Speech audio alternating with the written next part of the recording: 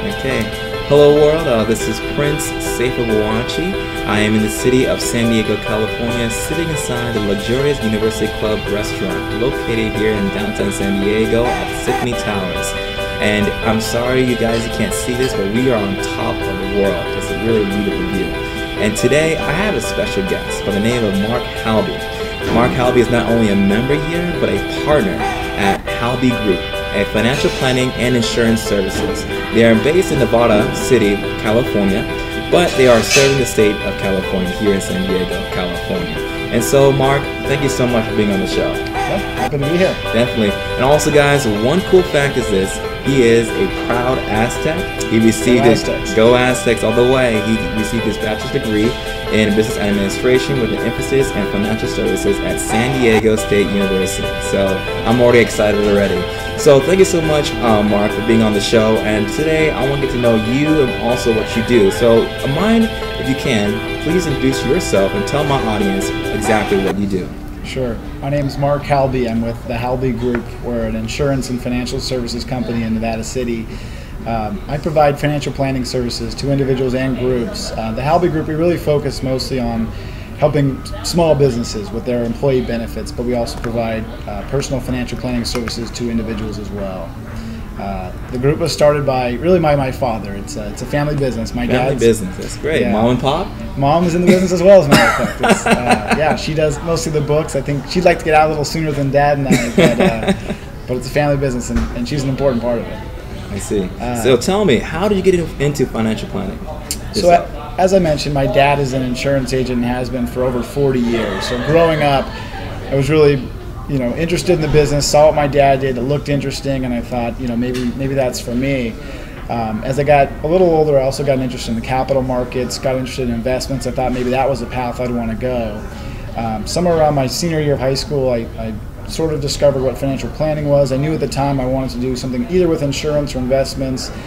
Went to San Diego State partially because I had a financial services major. Oh, you hear that, guys? So if you're in San Diego, go to San Diego State. Be sure you look into your financial services. So. Yeah, and they do have a phenomenal program there. So around my freshman year of college is when I really truly discovered what financial planning was, and when I discovered that I could help people with not just insurance or investments, but also their cash flow and budgeting, retirement planning, and to some extent tax and estate, I realized that was what I wanted to do. It kind of combined everything, and so I was fortunate to have father in a similar business to mentor and coach me, if you will.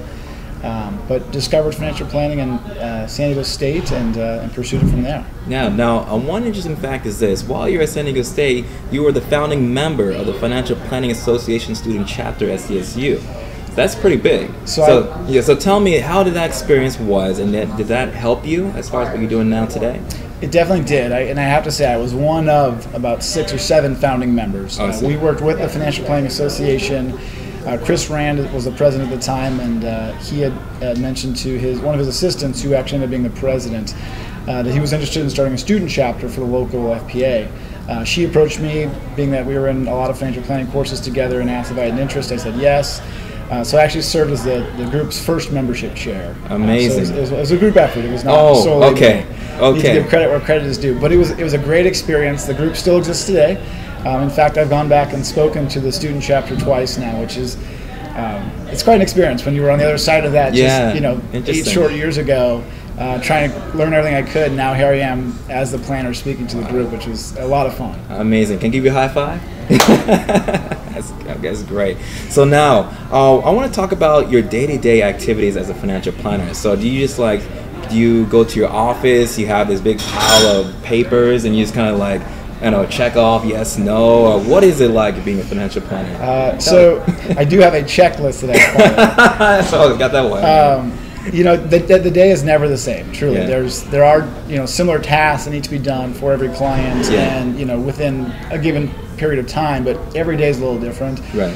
The most basic task needs to be completed. It is still a sales business. So there's some marketing that always has to be done for the business. So part of your day is spent prospecting or marketing. Mm-hmm. Another part is spent on the business, meeting with clients and potential clients, discovering what their goals and challenges are. Working on actual financial plans, developing recommendations for those clients or potential clients. Other parts of the day are spent doing, some of the administrative stuff that needs to be done, although you delegate as much of that as possible if you're lucky enough to have an admin assistant. But the way you look, you don't look like, the average, I would say, like, white-collar executive, have your own corner in the office. I see you about. I can see you, like, doing business at a coffee shop. I mean, how do you do business? I mean, well, I try and avoid the coffee shop because a lot of times what you are discussing is personal and confidential information. But that's not to say we don't meet with other professionals and network Right. out and about at coffee shops. So yeah, my day definitely takes me away from the office a fair amount. Certainly when you're working with small businesses, they appreciate you coming to them. They're busy, and if they're going to take time to meet with you to discuss a 401k plan, a group health benefit, other ancillary benefits, they prefer you to come to them. So while I do have a lot of individual clients who meet me in my office, oftentimes I'll meet them at theirs as well. Okay, great. Now I want to get into something really personal of mine, and it's called personal identity theft. Now, just for me, because I'm putting my face out there almost 24/7, a little bit as far as I don't know too much about it, but I know it's really existent and it's real. And I know you have a vast amount of knowledge as far as personal identity theft. You mind taking this time to educate my audience out there? Well, not really what is personal identity theft, I think everybody knows that, but what ways can you protect yourself? Sure. So it's definitely a large problem right now, and there are some steps you can take to protect yourself. The basics are, be careful what you do with your own personal information. So when you receive statements in the mail, anything that has personally identifiable information, make sure you are shredding it. You're not just crumbling in a ball, throwing it in the trash can, making it easy for someone to find and gather. Beyond that, some really important steps to take. It's important that you review your credit report on a regular basis. You can do that. There's a number of sites that offer the service of reviewing a report. The one I recommend is annualcreditreport.com. It is truly a free credit report once per year from the 3 major credit bureaus. You can do this a couple of ways. You can review all 3 at the same time once per year, or if you want to, you could spread it out. Review TransUnion 1 month, then 4 months later Equifax, and then 4 months later Experian, and you could monitor your own report in that way. Okay. What you want to look for when you're reviewing your credit report are anything that looks funny. If you see any kind of information on there, phone numbers, addresses that don't belong to you, that's a good indication that maybe somebody else has used your social security number to apply for a credit card, other things like that. I see. There's also services that offer, companies that offer services to monitor your credit reports for you. So probably the most common one is LifeLock. They used to have ads in the paper showing this is my actual social security number. Yes, I saw that. I was like, I don't know if I want to do that. Yeah, they go above and beyond. So in addition to monitoring your credit report, they're monitoring a lot of different ports of information daily. Anywhere that information might be used that matches your information, to try and be in front of it and make sure if someone is using your information, they're able to notify you right away and get a stop to it. Okay. Thank you for sharing that information with me. And so please do take time to really monitor your reports, as well as make sure you protect your personal identity. So thank you so much. Now I want to get to some a funny question, I would say. What is one blunder that a lot of people make, including your clients, when it comes to financial planning? I don't know if I'd call it a blunder. One thing I would definitely say I notice is that a lot of people focus on what I call the sexy side of the business. So sexy side? Excuse me? There's the sexy side and there's the important side. I'll explain why I use that term. When it comes to financial planning, a lot of people want to talk about investments.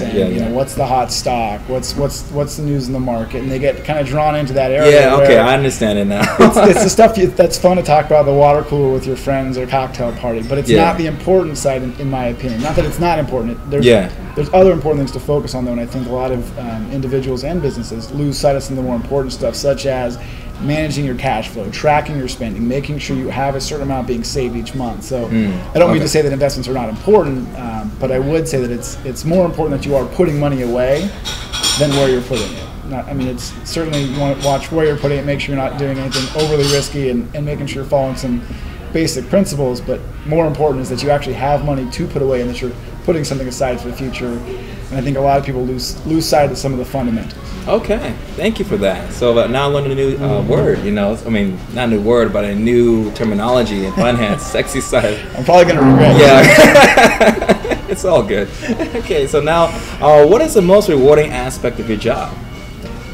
It's when you meet with a client for a review and you look at where they were when they first met with you to where they are now, and you get certain clients who, they all show appreciation, which is why you're in the business, but some of them show it more emotionally than others. I have had a client actually cry in my office when we discussed how the insurance helped them, or where they were a year ago or 2 years ago. And so the rewarding side is actually seeing the difference you make in people's lives from where they are when you met them to where they are today.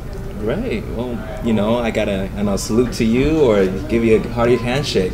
Appreciate that. Thank you. Now, lastly, is this: what would be the biggest advice to future financial planners who wants to do what you're doing now?